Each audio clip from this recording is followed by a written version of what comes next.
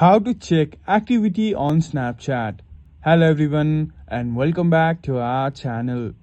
In today's video, I'm going to show you how to check your activity on Snapchat. If you are interested in seeing your recent activity, here's how to do it. First, open your Snapchat app and scroll down. Once you scroll down, you'll see the activity section. Here, you can see actions like who took a screenshot of your story or made changes to the profile. Please note that this section is limited, so it won't display everything. If you want to clear all your activity, you can find the clear all option and confirm by clicking yes. If you found this video helpful, please hit the like button and subscribe to my channel for more amazing content like this. Thank you for watching and we will see you again in the next video.